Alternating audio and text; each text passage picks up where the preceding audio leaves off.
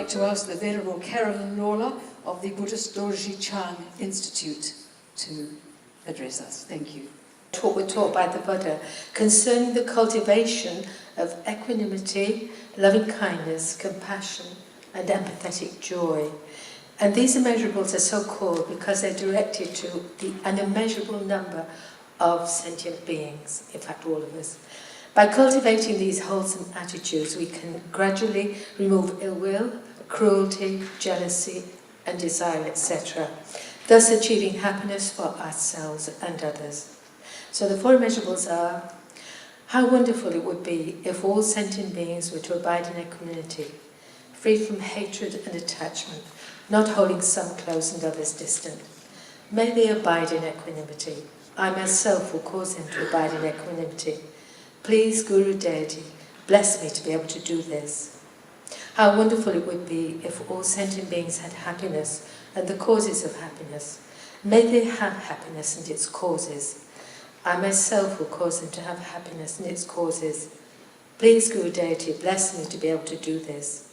How wonderful it would be if all sentient beings were free from suffering and the causes of suffering. May they be free from suffering and its causes. I myself will cause them to be free from suffering and its causes. Please, Guru Deity, bless me to be able to do this.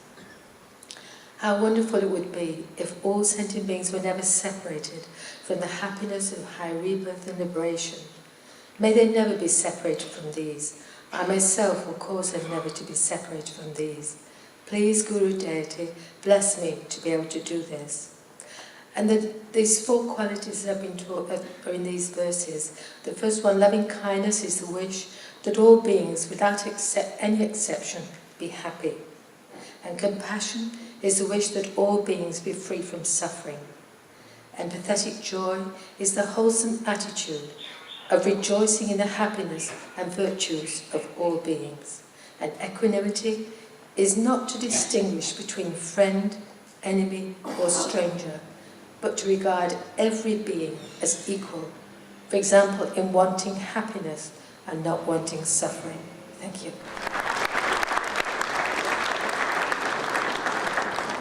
Now, Mr. HOMI SHROFF of the Zoroastrian community. Thank you. Good afternoon, everyone. My recitation from the Zoroastrian scriptures today is the Ashim Vahu prayer. Ashim Vahu Vahishtam Asti Ushta Asti Ushta Ahmai Yat Ashai Vahishtai Ashim. Truth is good, it is the best.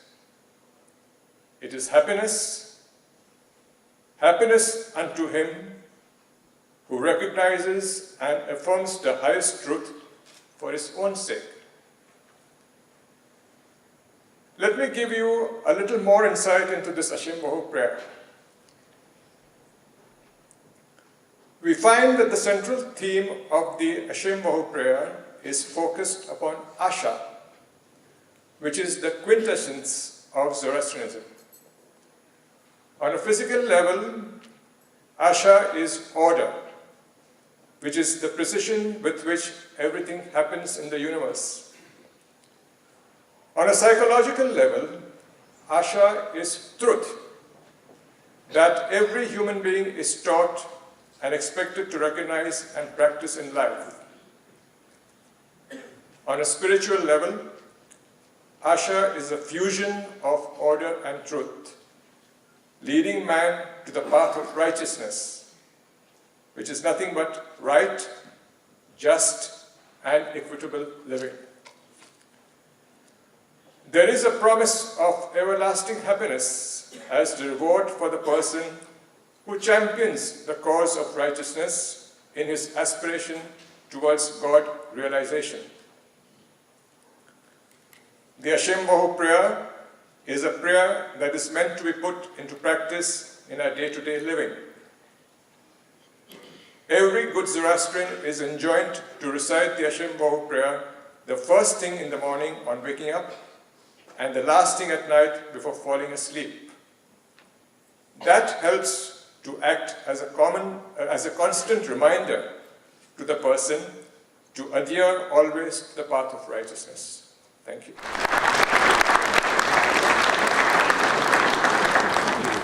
Now a representative from the Jewish community, Shulamit Ataya, who comes to us from northern Israel. Thank you.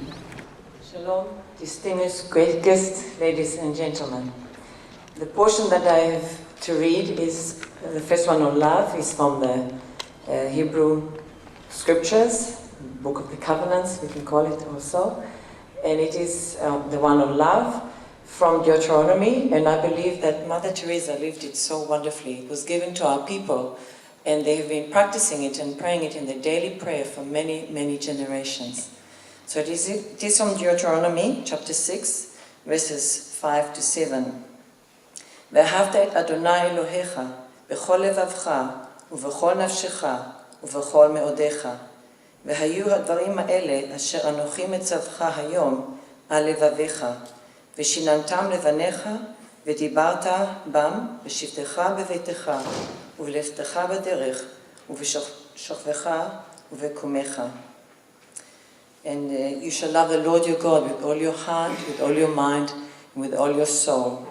And you shall teach them diligently to your children, and you shall talk of them when you sit in your houses, and when you walk by the way, when you lie down, and when you rise up. And I believe Mother Teresa has done that so wonderfully. And the one portion on Shalom, on peace, is from Isaiah, the book of Isaiah, chapter 26, verse 4. Bitchu b'Adonai adei ad, ki b'yah Adonai tzur elamim. Trust in the Lord, Yah, forever, for in Him, I'll read it as it should be. Trust in the Lord forever, for in Yah, the Lord, is everlasting strength. And I think that's the wonderful example that Mother Teresa has given us. She had trusted Him with all her heart, and she had loved Him with all her heart. And because of that, she was emanating so much love and peace all around her. Thank you.